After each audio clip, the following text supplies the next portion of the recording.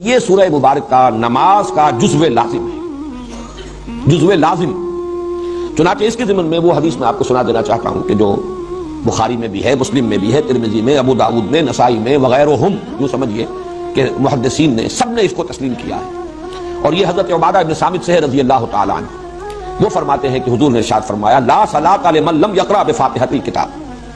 اس شخص کی کوئی نماز نہیں جو فاتحۃ الکتاب یعنی سورہ فاتحہ نہیں پڑھتا، اس کی کوئی نماز نہیں۔ اس کا یہ مفہوم تو متفق ہے کہ سورہ فاتحہ نماز کا جزو لازم ہے، البتہ اس کے بعد اختلاف ہے۔ آیا جماعت کی شکل میں جب نماز ادا کی جائے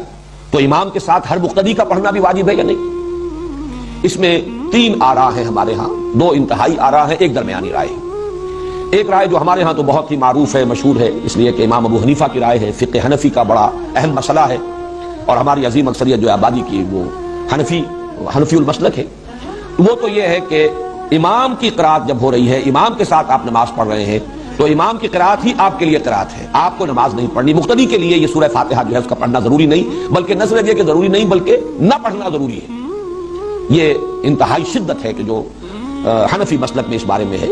اور مثال وہ دیتے ہیں بڑی، یعنی ایک اعتبار سے تمثیل اور تشبیہ کے پہلو سے بہت یعنی معقول تشبیہ ہے کہ جب وفد کی صورت میں کہیں جائے، کسی بڑی شخصیت کے سامنے پیشی ہو، حاضری ہو، تو کوئی ایک ہوتا ہے جو نمائندہ، وہ گفتگو کرتا ہے، باقی سب لوگ موجود ہوتے ہیں، ان کی موجودگی گویا کہ ایک طرح کی شمولیت ہے، لیکن یہ کہ گفتگو جو ہے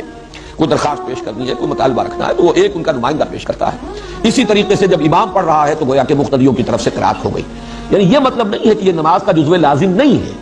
صرف یہ ہے کہ جب جماعت کی شکل میں نماز پڑھی جا رہی ہو تو سورہ فاتحہ جب امام نے پڑھ لی تو گویا کہ تمام مقتدیوں کی طرف سے بھی قرات کا حق ادا ہو گیا۔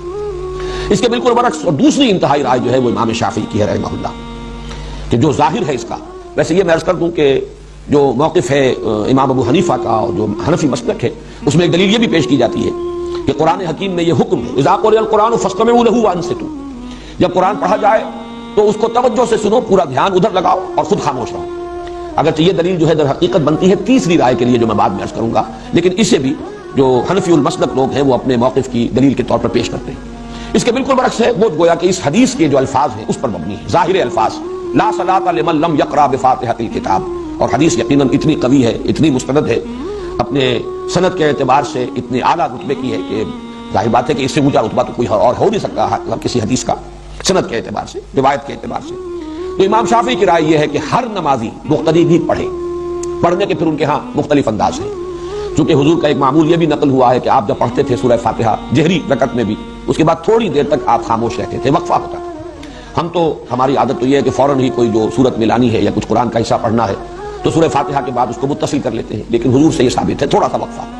اور اس کے دوران گویا کہ مقتدی بھی جلدی سے دہرا لیں اور پڑھ لیں۔ ایک طریقہ تو یہ ہے،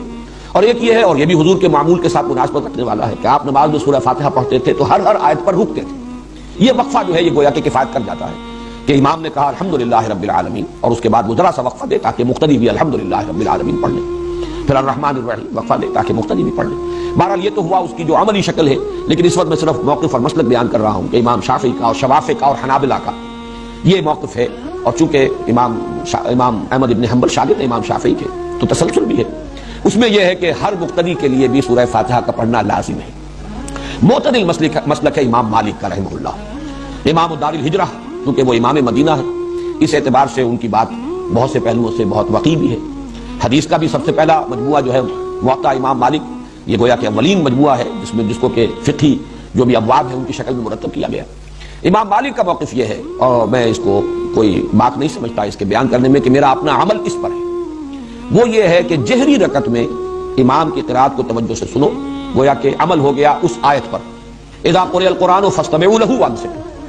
البتہ سری رکعت ہے، اس میں خود سورہ فاتحہ پڑھو، اس لیے کہ اس وقت آپ سن نہیں رہے۔ لیکن یہ کہ ہمارے ہاں بعض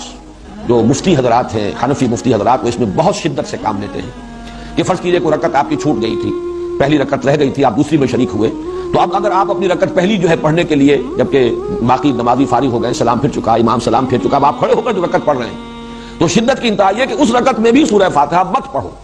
صرف اتنی دیر کھڑے رہو جتنی دیر کہ سورہ فاتحہ پڑھی جاتی ہے۔ اب یہ چیز جو ہے میرے نزدیک انتہا پسندی والا معاملہ ہے بالکل اس معاملے میں۔ بہرحال درمیانی مسلک یہ ہے، لیکن یہ کہ اس وقت جو کچھ مجھے بیان کرنا تھا یہ میں نے بیان کر دیا، اس لیے کہ یہ عملی مسئلہ ہے، بہت سے حضرات کو اس سے سابقہ پیش آ سکتا ہے، لیکن یہ کہ اصل بات جو اس وقت میری بحث تھی وہ یہ کہ یہ نماز کا جزو